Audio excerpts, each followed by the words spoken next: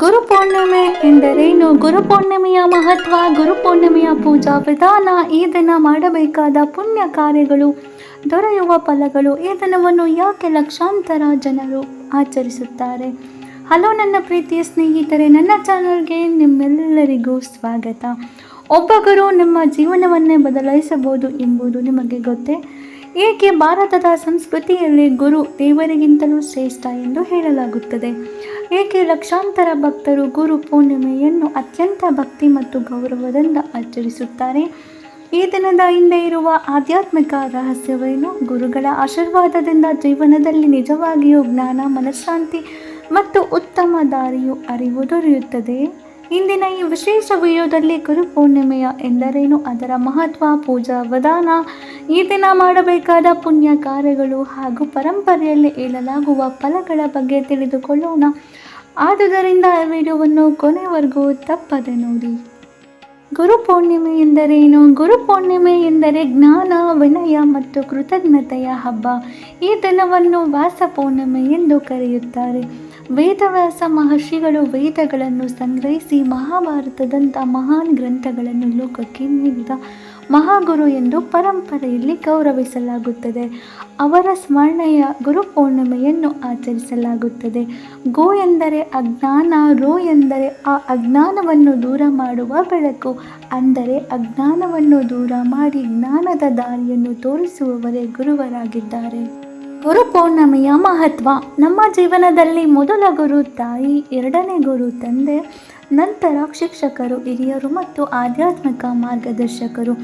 ಈ ದಿನ ನಮಗೆ ಜ್ಞಾನ ನೀಡಿದ ಎಲ್ಲರಿಗೂ ಕೃತಜ್ಞತೆ ಸಲ್ಲಿಸುವ ದಿನ. ಈ ಹಬ್ಬ ನಮಗೆ ವಿನಯ, ಶಿಸ್ತು, ಸೇವಾ ಭಾವ ಮತ್ತು ಸತ್ಯದ ಮಾರ್ಗದಲ್ಲಿ ನಡೆಯುವ ಪ್ರೇರಣೆ ನೀಡುವ ದಿನವಾಗಿದೆ. ಗುರುಪೌರ್ಣಿಮೆಯ ಪೂಜಾ ವಿಧಾನ. ಬೆಳಗ್ಗೆ ಬೇಗ ಎದ್ದು ಸ್ನಾನ ಮಾಡಿ ಮನೆಯ ಪೂಜಾ ಸ್ಥಳವನ್ನು ಸ್ವಚ್ಛಗೊಳಿಸಿ ದೀಪ ಹಚ್ಚಿ ಗುರು ವೇದವ್ಯಾಸರು ಅಥವಾ ಇಷ್ಟ ದೇವರ ಚಿತ್ರಕ್ಕೆ ಹೂವನ್ನು ಅರ್ಪಿಸಿ ಭಕ್ತಿಯಿಂದ ನಮಸ್ಕಾರ ಮಾಡಿ ಗುರು ಬ್ರಹ್ಮ ಗುರು ವಿಷ್ಣು ಎಂಬ ಶ್ಲೋಕವನ್ನು ಪಠಿಸಬಹುದು. ಧ್ಯಾನ ಮಾಡಿ ಗುರುಗಳಿಗೆ, ಶಿಕ್ಷಕರಿಗೆ ಅಥವಾ ಹಿರಿಯರಿಗೆ ಕೃತಜ್ಞತೆ ತಿಳಿಸಿ. ಪೂಜೆಯ ಮುಖ್ಯ ಉದ್ದೇಶ ಭಕ್ತಿ ಮತ್ತು ವಿನಯವಾಗಿರುತ್ತದೆ. ಪೌರ್ಣಿಮೆಯ ದಿನ ಮಾಡಬೇಕಾದ ಪುಣ್ಯದ ಕಾರ್ಯಗಳು: ಅನ್ನದಾನ, ಪುಸ್ತಕ ದಾನ, ವಿದ್ಯಾರ್ಥಿಗಳಿಗೆ ಸಹಾಯ, ಹಿರಿಯರಿಗೆ ಸೇವೆ, ಗಿಡ ನೆಡುವುದು, ಪಕ್ಷಿ ಮತ್ತು ಪ್ರಾಣಿಗಳಿಗೆ ನೀರು ಹಾಗೂ ಆಹಾರ ನೀಡುವುದು, ಬಡವರಿಗೆ ನಿಮ್ಮ ಸಾಮರ್ಥ್ಯಕ್ಕೆ ಅನುಗುಣವಾಗಿ ಸಹಾಯ ಮಾಡುವುದು, ಒಳ್ಳೆಯ ಪುಸ್ತಕ ಓದುವುದು, ಸ್ವಲ್ಪ ಸಮಯ ಧ್ಯಾನ ಮಾಡುವುದು. ಗುರುಪೌರ್ಣಿಮೆಯನ್ನು ಆಚರಿಸುವುದರಿಂದ ಯಾವ್ಯಾವ ಫಲಗಳು ದೊರೆಯುತ್ತವೆ? ಪರಂಪರೆಯ ನಂಬಿಕೆಗಳ ಪ್ರಕಾರ ಈ ದಿನವನ್ನು ಭಕ್ತಿಯಿಂದ ಆಚರಿಸುವುದರಿಂದ ಮನಸ್ಸಿಗೆ ಶಾಂತಿ ದೊರೆಯುತ್ತದೆ, ಜ್ಞಾನ ಮತ್ತು ಏಕಾಗ್ರತೆ ಬೆಳೆಯುತ್ತದೆ, ಗುರುಗಳ ಆಶೀರ್ವಾದ ಪಡೆಯುವ ಅವಕಾಶ ಸಿಗುತ್ತದೆ, ಕುಟುಂಬದಲ್ಲಿ ಪರಸ್ಪರ ಗೌರವ ಹೆಚ್ಚುತ್ತದೆ, ಒಳ್ಳೆಯ ಚಿಂತನೆ ಮತ್ತು ಆತ್ಮವಿಶ್ವಾಸ ವೃದ್ಧಿಯಾಗುತ್ತದೆ, ಆಧ್ಯಾತ್ಮಿಕ ಬೆಳವಣಿಗೆ ಪ್ರೇರಣೆ ಸಿಗುತ್ತದೆ.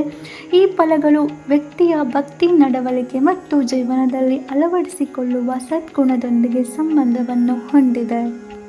ಈ ದಿನವನ್ನು ಯಾಕೆ ಲಕ್ಷಾಂತರ ಭಕ್ತರು ಆಚರಿಸುತ್ತಾರೆ? ಏಕೆಂದರೆ ಗುರು ಇಲ್ಲದೆ ಜ್ಞಾನವಿಲ್ಲ, ಜ್ಞಾನ ಇಲ್ಲದೆ ಸರಿಯಾದ ದಿಕ್ಕಿಲ್ಲ, ಸರಿಯಾದ ದಿಕ್ಕಿಲ್ಲದೆ ಜೀವನದ ಗುರಿಯನ್ನು ತಲುಪುವುದು ಕಷ್ಟ. ಆದುದರಿಂದ ಗುರುಪೌರ್ಣಿಮೆ ಕೇವಲ ಒಂದು ಹಬ್ಬವಲ್ಲ, ಇದು ನಮ್ಮನ್ನು ರೂಪಿಸಿದ ಪ್ರತಿಯೊಬ್ಬ ಗುರು, ಶಿಕ್ಷಕ, ತಾಯಿ, ತಂದೆ ಮತ್ತು ಮಾರ್ಗದರ್ಶಕರಿಗೆ ಕೃತಜ್ಞತೆ ಸಲ್ಲಿಸುವ ಪವಿತ್ರ ದಿನವಾಗಿದೆ. ಸ್ನೇಹಿತರೆ, ಜೀವನದಲ್ಲಿ ಹಣ, ಹೆಸರು, ಯಶಸ್ಸು ಎಲ್ಲವೂ ಮುಖ್ಯ. ಆದರೆ ಇವೆಲ್ಲಕ್ಕಿಂತ ಮುಖ್ಯವಾದದ್ದು ಒಳ್ಳೆಯ ಜ್ಞಾನ, ಒಳ್ಳೆಯ ವ್ಯಕ್ತಿತ್ವ. ಆ ಜ್ಞಾನವನ್ನು ನೀಡುವವರು ಗುರು. ಆದುದರಿಂದ ಈ ಗುರುಪೌರ್ಣಿಮೆಯಂದು ನಮ್ಮ ಜೀವನಕ್ಕೆ ಬೆಳಕು ನೀಡಿದ ಎಲ್ಲ ಗುರುಗಳನ್ನು ಹೃದಯಪೂರ್ವಕವಾಗಿ ಸ್ಮರಿಸೋಣ. ಅವರ ಆಶೀರ್ವಾದ ಪಡೆದು ಸತ್ಯ, ಧರ್ಮ ಮತ್ತು ಸೇವೆಯ ಮಾರ್ಗದಲ್ಲಿ ಸಾಗುವ ಸಂಕಲ್ಪ ಮಾಡೋಣ. ಗುರು ಬ್ರಹ್ಮ, ಗುರು ವಿಷ್ಣು, ಗುರುದೇವೋ ಮಹೇಶ್ವರ, ಗುರು ಸಾಕ್ಷಾತ್ ಪರಬ್ರಹ್ಮ, ತಸ್ಮೈ ಶ್ರೀ ಗುರುವೇ ನಮಃ. ಈ ವಿಡಿಯೋ ನಿಮಗೆ ಇಷ್ಟವಾದರೆ ಲೈಕ್ ಮಾಡಿ, ನಮ್ಮ ಕುಟುಂಬ ಮತ್ತು ಸ್ನೇಹಿತರೊಂದಿಗೆ ಹಂಚಿಕೊಳ್ಳಿ.